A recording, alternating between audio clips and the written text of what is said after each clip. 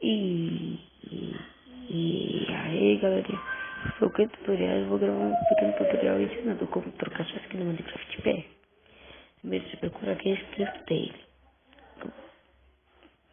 que vai aparecer esse aqui, ó, skin Teleform Minecraft da Saravon. Você instala aqui, quando você instalar, você vem nele, skins dele e procura, no caso eu quero essa. O nome dela é Miosen. Se vocês quiserem colocar, vocês também colocam, eu gostei dela. Você clicar a pesquinha, Minecraft Performance Change. Aí você tem que esperar de 10 a 30 segundos.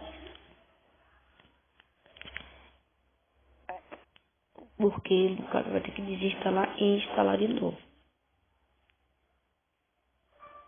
Então tem que esperar.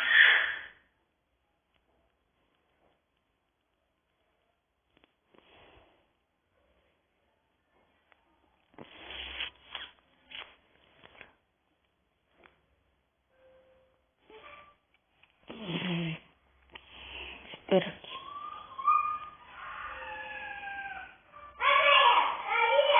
Vai aparecer. Aqui, ó. A aplicação será instalada. É claro, eu estou dizendo uma coisa, gente.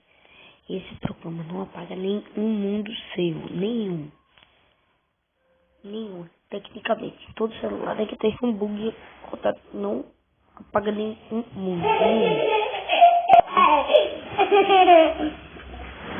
Ai, meu chapéu.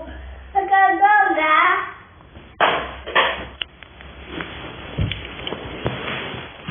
Tem que ficar comigo, Gui. Ok? Vamos esperar aqui. Desculpa pela zoada. Ok? Eu quero jogar contigo. Ok? Vamos instalando aqui. Instalando aqui.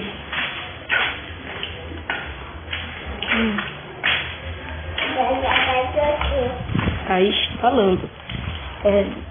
Não demora tempo que ainda tá trocando assim do. Você clicar abrir, né? E vai aparecer seu nome. Se vocês tiveram antes de instalar ou etc. Ok?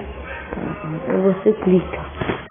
Ele vai abrir normalmente, você clica em play e clica aqui. Ok? Desculpa pela zoada, eu clico aqui. Vou clicar nesse vídeo, eu vou para testar primeiro.